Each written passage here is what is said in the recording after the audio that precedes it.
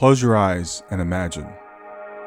What if the things in life that cause us the greatest pain, the things that bring us grief, are challenges? Challenges designed to help us grow, to ultimately become what we were always meant to be. We feel like we've been buried, but what if, like a seed, we've been planted? And having been planted, we grow to become a mighty tree. Now, open your eyes. Open your eyes to this way of viewing life. Come with me as we explore your true, infinite, eternal nature. This is Grief to Growth, and I am your host, Brian Smith. Hi there. Before we start, Brian would like to share a couple of things with you. First, did you know that Brian is a life coach, a grief guide, and a mental fitness trainer? Brian would love to help you with whatever life issues are challenging you. Brian has years of experience as well as training. You can contact Brian at www.grieftogrowth.com to learn more. Brian is the author of the best-selling book, Grief to Growth, Planted, Not Buried, which you can get on Amazon or Brian's website. This is a great book if you're in grief or to give to someone you know who is dealing with grief. Lastly, Brian creates free and paid resources for your growth. Go to www.grieftogrowth.com/gifts, www.grief2growth.com to sign up for his newsletter. Choose a gift just for signing up and keep up with what Brian is offering. And now, here's today's episode. Please enjoy.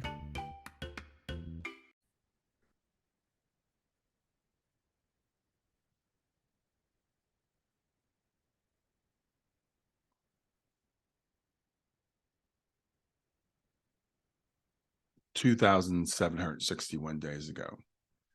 It was 2,761 days ago that my daughter Shayna Lane passed from the physical into the spiritual world.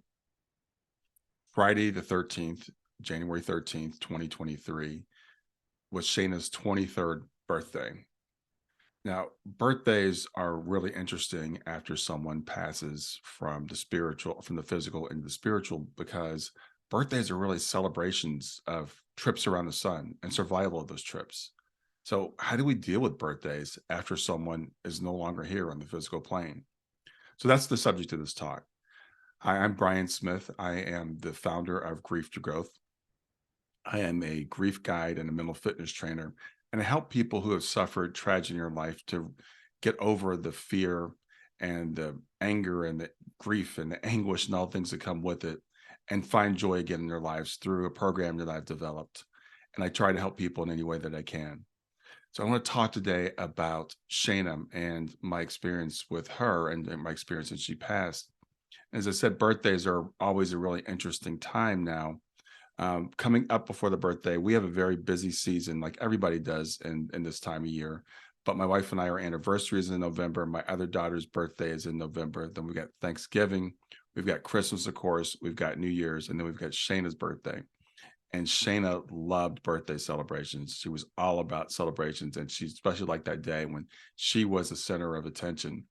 So it's always been a big deal in our house to celebrate Shayna's birthday, and it's kind of the end of the season.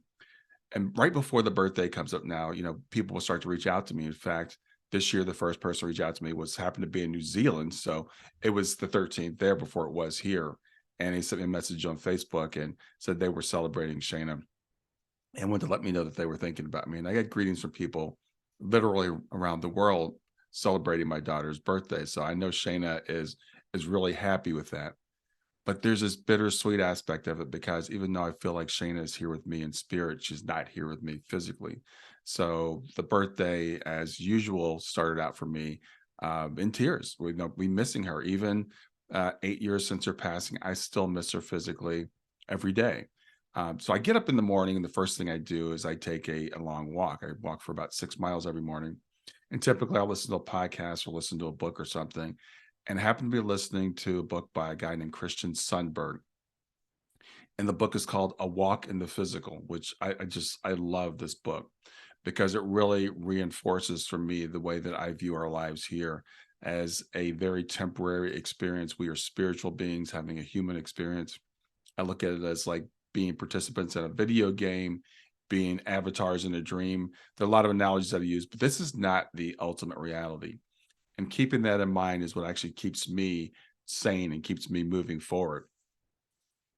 So for Shayna's birthday, I do deal with a lot of parents who have had children pass, and anybody that passes. We're like, how do we deal with these birthdays? It's a really weird thing, especially now that it's been like 8 years out, because Shayna was 15 when she passed.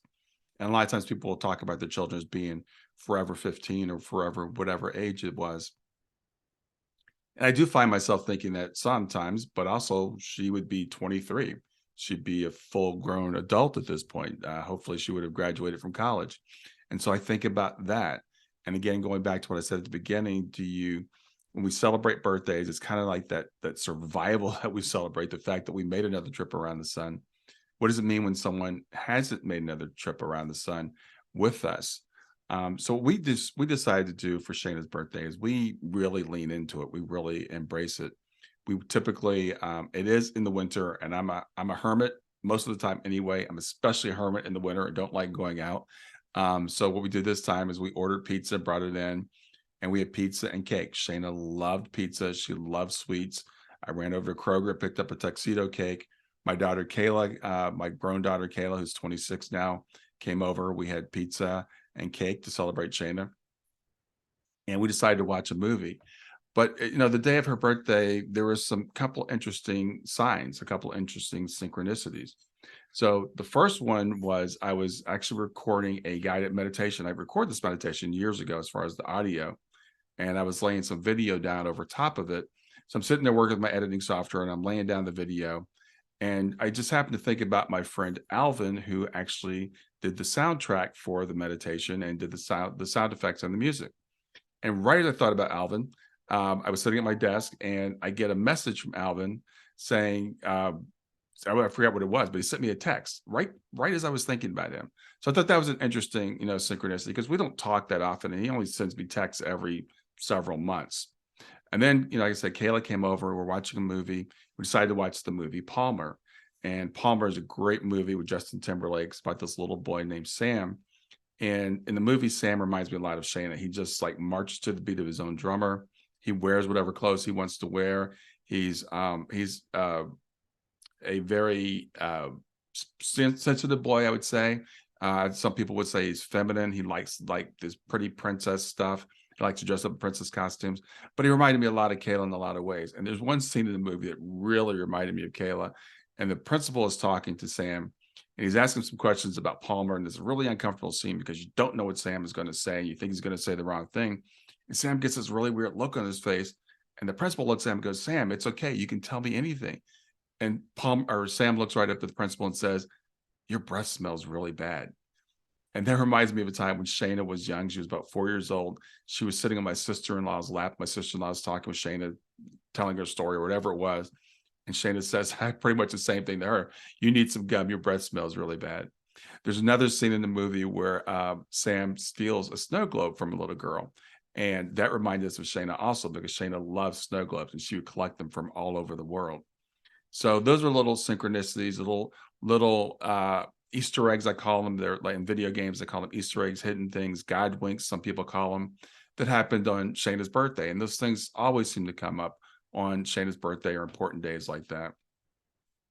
But what really helped me, as I said, going back to that morning walk, is that this life is really a walk in the physical. This is a virtual reality living in.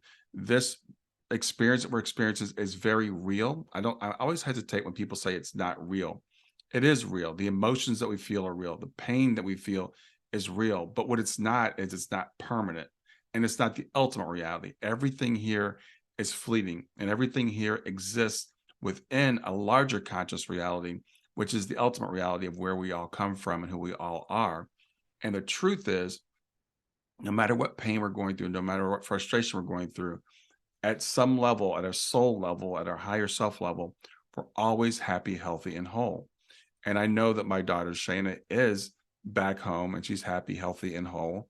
And a big part of me is there with her as well. Meanwhile, I'm focused on this avatar, this role that I'm playing, and I'm here to play this role for an experience. So this is what helps me, as I said, to navigate things like her birthday and to shift out of, oh, woe is me, and I'm never going to see her again and stuff like that, to, what am I going to do with this? What's this day going to bring? How am I going to grow from this? How is she viewing me as I'm going through this day? And I keep that in mind as I go through my life and through these particularly tough days. And when I was walking, I was listening to Christian Sundberg and listening to his book, and that was really helping. There's a song that I love by Stephanie Mills, and it's called Home. I'm going to read some of the lyrics. She says, "Oh, and if you're listening, God, please don't make it hard to know if we should believe in the things that we see. Tell us, should we try and stay, or should we run away? Or will it be better just to let things be? Living here in this brand new world might be a fantasy, but it's taught me to love, and it's real. It's so real to me. And I've learned that we must look inside our hearts to find a world full of love, a world like yours, a world like mine. When I think of homes, my friends smiling down on me, giving me their energy. When I think of home, I think of a peaceful world and joy all around me, and love that we share that can never, ever be taken away from me." And I believe songs like this are actually channeled from spirit. I mean, this song just moves me so deeply. I love all the elements of it. Should I believe the things that are all around me? Should I believe this fantasy world I'm living in, or should I look beyond it and remember home? And should I keep in mind that my loved ones are still here with me, still here cheering me on, still here present with me every day, every way, until I make my journey home. So I wanted to share that with you in terms of birthdays, how I go about celebrating birthdays. If you want to call it celebrating, remembering birthdays.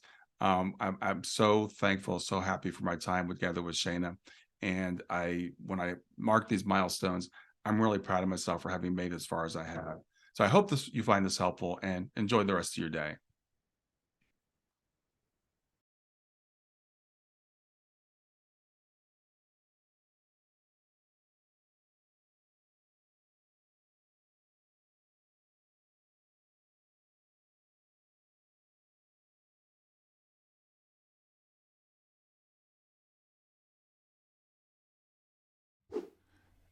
Don't forget to like, hit that big red subscribe button, and click the notify bell.